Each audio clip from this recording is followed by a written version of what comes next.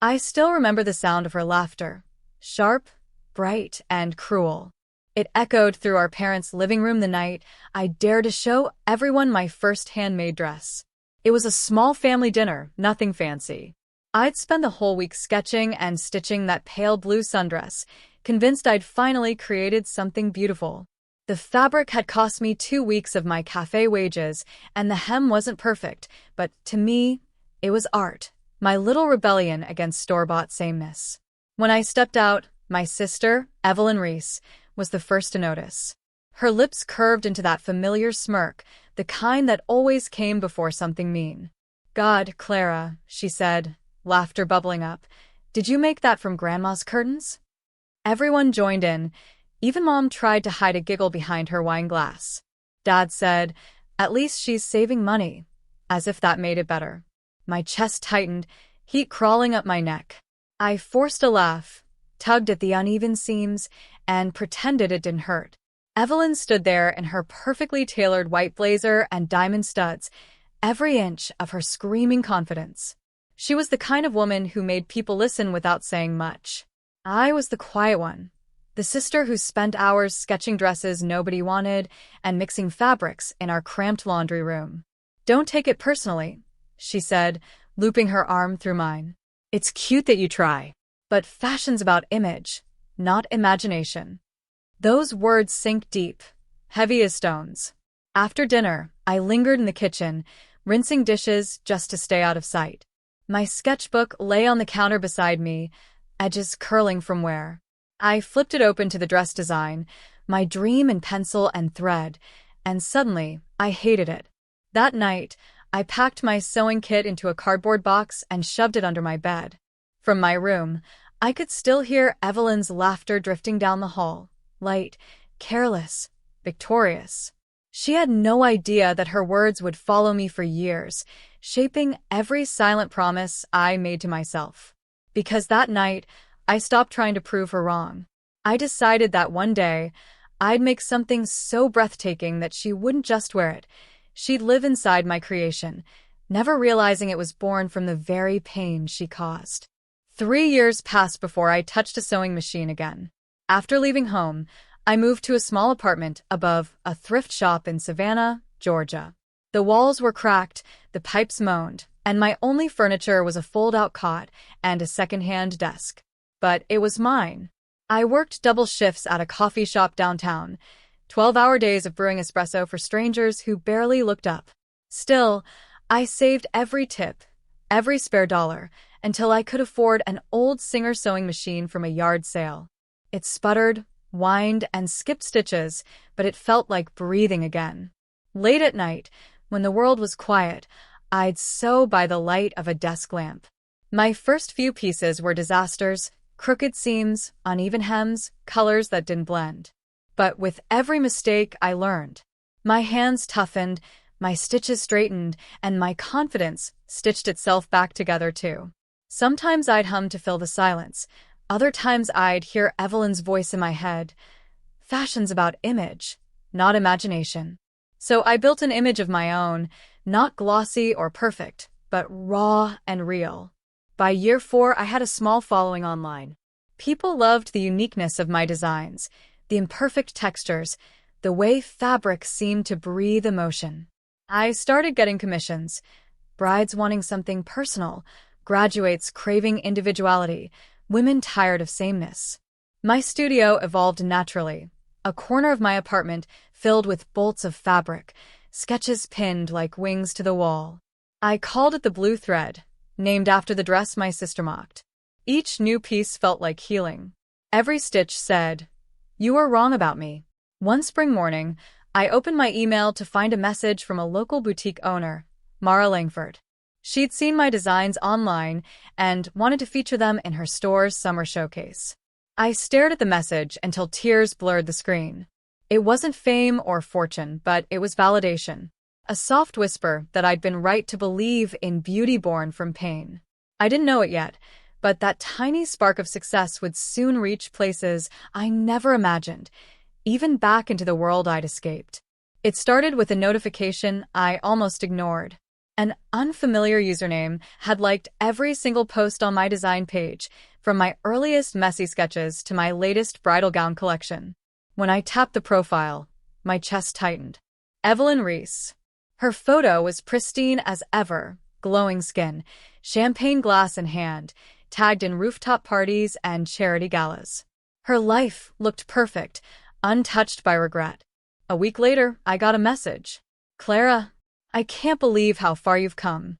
Your work is stunning. I always knew you'd do something big. I stared at those words for a long time. Always knew? The same sister who once laughed at me for sewing curtains into a dress? I didn't reply. I told myself she was just being polite. But then came another message, longer, softer, carefully crafted to sound humble. I'm getting married in the fall. Mason and I were talking about designers, and your name came up. It would mean so much to me if you designed my wedding dress. It could be a new beginning for us. A new beginning. The words felt hollow, like fabric stretched too thin. For 3 days, I didn't answer. But her messages kept coming, voice notes filled with nostalgia, apologies wrapped in self-pity. You know how sisters are. I was young, I didn't mean it. You've forgiven me, right? She wasn't asking for forgiveness. She was asking for access to my talent, my reputation, my redemption. Still, something inside me shifted. Maybe it was curiosity. Maybe defiance. Because when I finally replied, I didn't say yes for her. I said yes for me. I'll design your dress, Evelyn. Just tell me what you envision. I read her reply, a cascade of exclamation points and heart emojis, and set my phone down. For the first time in years, I felt the same tremor in my hands as that night long ago. But this time, it wasn't fear. It was focus. The first fitting took place in my studio, the same small room that once smelled of burnt fabric and failure. When Evelyn walked in, she looked around as though she'd stepped into a memory she didn't quite recognize. Wow, she said, running manicured fingers across a rack of gowns. You really made all this yourself?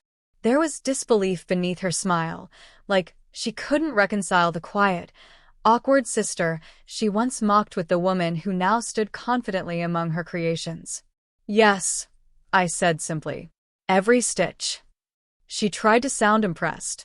Well, I'm proud of you. Really? I mean, fashion? Who would have thought?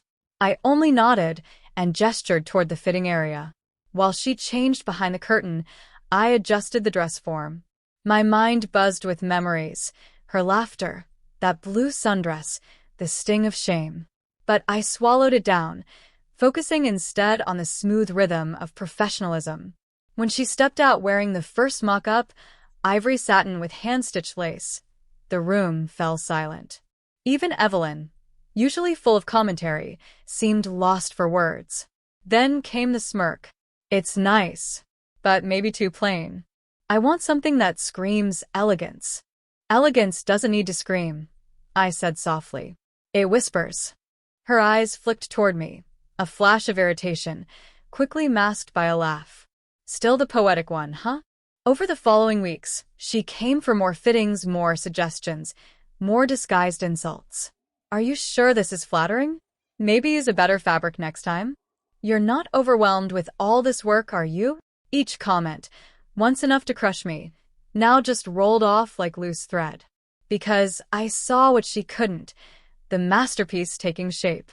By the final fitting, the gown shimmered like dawn, pearl-white silk, intricate beadwork, and a corseted back that flowed into a cathedral-length train.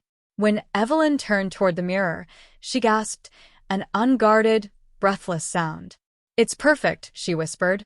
Yes, I said quietly, meeting her reflection. It is. She smiled, oblivious to the irony. Because every inch of that gown, every cut, every hidden seam, was sewn with the memory of her mockery. On her wedding day, she would walk down the aisle wrapped in the beauty she once ridiculed, and she'd never realize it was born from the pain she gave me. The wedding was everywhere.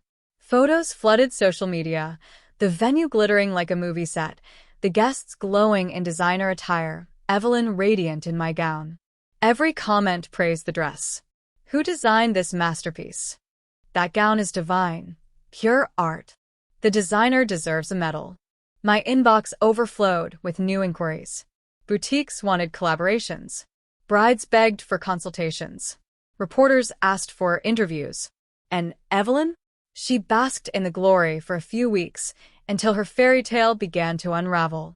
Rumors trickled out first, whispers about Mason, her new husband, and a woman he'd been seeing long before the wedding. Then, someone leaked texts, flirtatious messages exchanged just days before they said, "I do." The internet devoured it. Their glamorous wedding became a trending headline, not for love, but for betrayal. Evelyn's social feeds went silent. Sponsors withdrew. The magazine feature about their perfect marriage was canceled. I didn't post anything. I didn't even comment. But people noticed anyway, the contrast between her silence and my steady rise. An article ran in a local fashion magazine. From mockery to mastery, the designer behind the viral wedding dress. I didn't ask for that title, but fate had a way of writing irony better than I ever could. Mom called one evening, her tone tentative. "Your sister's not doing well. She's embarrassed. She says she wishes she'd treated you better." I didn't know what to say. I didn't feel joy or pity, just peace. Because in a strange, poetic way, I'd already gotten my revenge. She had worn my work, smiled for cameras, and declared it perfection, never realizing she'd become the living embodiment of my redemption. The same sister who once mocked my fashion had turned herself into a canvas for it, and in doing so, painted her own downfall. The letter arrived 2 months later, handwritten, folded carefully, no return address, but I recognized her cursive instantly. Evelyn Reese. I hesitated before opening it. Something in me already knew what it would say. "Clara, I don't expect you to forgive me. I just need you to know I see everything now. The way I treated you, it was cruel. I thought tearing you down made me stronger. I was jealous, I think, jealous that you could create beauty out of nothing. The dress was the most perfect thing I've ever worn, and I hate that I ruined it." The ink smeared in places, like tears had bled through the paper. Everyone keeps asking who made the gown. I tell them it was my sister. The one I never deserved. I wish I could start over. But I guess that's what you do when you lose everything. You finally see who was right there all along. I read it once, then again, and then I folded it neatly and placed it in a drawer, beside my first sketchbook, the one filled with my earliest designs and memories. There was no anger left in me, no need to write back. The apology came too late to heal what she broke. But for the first time, I didn't feel the old ache anymore. Just quiet understanding. Forgiveness, I realized, didn't mean reopening wounds. It meant acknowledging they'd closed, and choosing not to tear them open again. I didn't frame her letter or burn it. I simply let it exist, like a thread in a tapestry too large to unweave. She had her closure written in ink. Mine was sewn in silk. And that was enough. The months that followed were the most peaceful of my life. The little studio above the thrift shop wasn't little anymore. After the wedding went viral, I moved into a bright, sunlit space downtown. Tall windows, racks of fabric that shimmered like watercolor, and a sign over the door that read, "The Blue Thread Atelier." Clients came not because I was famous, but because my designs told stories. Women wanted to wear meaning, not luxury. They wanted pieces that felt like them. And for the first time, I had help. My small circle grew into a team. Mara Langford, the boutique owner who first believed in me, became my business partner. June Wallace, a seamstress in her 60s, joined as my mentor and friend. And Elena Briggs, a young designer fresh out of college, became the little sister I never had. We worked late nights together, stitching, laughing, spilling coffee on fabric, singing off-key to old pop songs. They weren't just co-workers. They were family, the kind that lifts you up instead of weighing you down. One evening, as we wrapped up a fitting, Mara smiled and said, "You've created something bigger than fashion, Clara. You've created belonging." Her words stayed with me, because that's what I'd been searching for all along. Not validation from the family I was born into, but connection with the one I built myself. A few months later, we held our first official runway showcase. The theme was Mock No More. Each model walked down the runway in gowns inspired by growth. Torn fabrics transformed into elegance, broken glass turned into beadwork, imperfections celebrated instead of hidden. The audience rose to their feet. Cameras flashed, and as I stepped onto the stage with my team, applause thundered around us. I caught my reflection in the mirror-lined wall, confident, grounded, free. This was my real homecoming. Not to my parents' house or my sister's approval, but to myself. Family, I realized, isn't about blood. It's about who celebrates your becoming. A year later, my life felt unrecognizable from the girl who once hid her sketchbook beneath her bed. One morning, as I sipped coffee in my studio, an email alert popped up, a feature request from Harper & Lane, one of the top fashion magazines in New York. They wanted to spotlight the Blue Thread Atelier as a brand redefining emotional couture. The headline when it came out read, "From Family Ridicule to Fashion Renaissance, Clara Reese's Journey of Reinvention."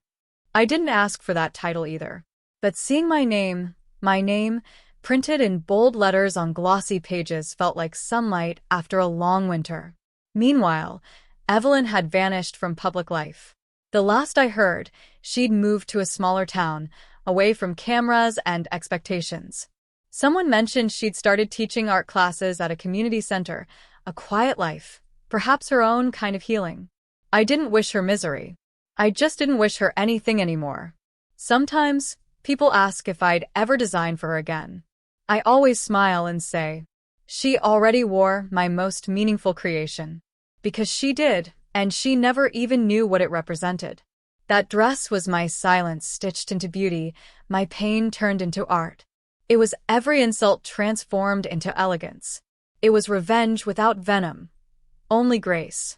Now, every time I walk through my atelier and see the sunlight spill across the mannequins, I remember that girl in the pale blue sundress, the one who once stood alone, humiliated. She didn't disappear. She became the woman who learned that the best revenge isn't destruction, it's creation. And as I lock up each night, I whisper to myself, my sister mocked my fashion, but she wore my art. Revenge wasn't my design. Freedom was.